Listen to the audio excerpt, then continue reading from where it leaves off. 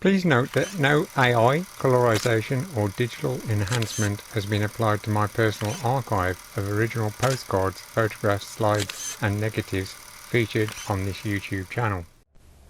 This aerial view of Stourbridge was captured on June the 15th, 1930. The photographer was concentrating on King Edward's School, a view that afforded a fascinating snapshot of surrounding streets and buildings. In the far distance was the remaining buildings once used by North Worcestershire Breweries Limited in Duke Street. Beyond are a number of railway trucks on the railway line that ran beneath the cliff and the old leatherworks. There is a good view of Lower High Street and to the bottom right a section of Crown Lane leading to Enville Street.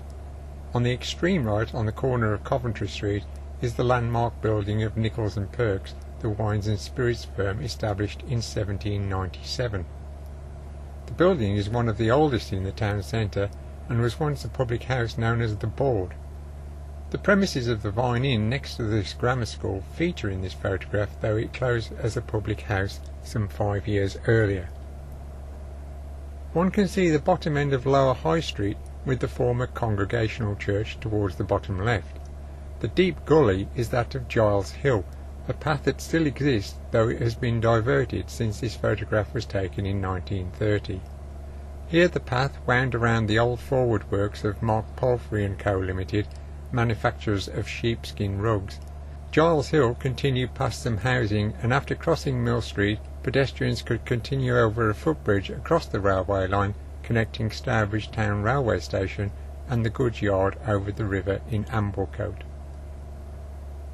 In the top left corner of the photograph one can see the old leather parchment and glue works of W.J. Turney and Co. The initials stand for William Jonadab Turney, brother of Sir John Turney of Nottingham, who came to Stourbridge in 1867 and took to the leatherworks of Joseph Pitman. As chairman of the town commissioners for many years, he would become an important benefactor to Stourbridge. A key landmark in Stourbridge is the old grammar school. The site has been a place of learning since 1430, when the Hayley Chantry was established and a priest called William Smith had the role of teacher. The school's charter, however, was not granted until 1552 by King Edward VI, who ordained that there should always be forever a grammar school at Stourbridge. Well, not quite. It's a college these days. The new grammar school was erected on the site of the old chapel. The school's most famous pupil is the lexicographer Samuel Johnson, who attended between 1725 and 1726. Only a year, but Stourbridge has dined out on the story for nearly 300 years.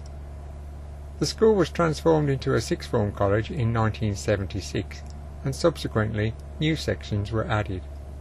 However, some of the buildings date from 1860 to 1862 during a Gothic rebuild by Thomas Smith. The corbelled out stair turret is a particularly fine feature. To the rear there is a hall by Webb and Gray which opened in the 1930s. The old hall, converted into a library, features a hammer beam roof and a stained glass window by William Pierce Limited.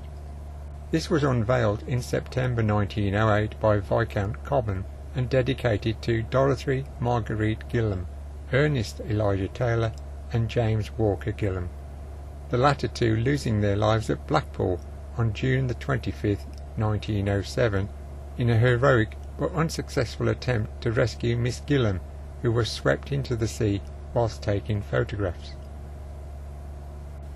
Thanks for viewing and listening to my blurb.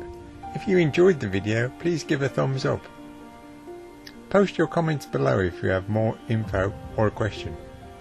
If you think these video clips rock, you can also subscribe to the channel.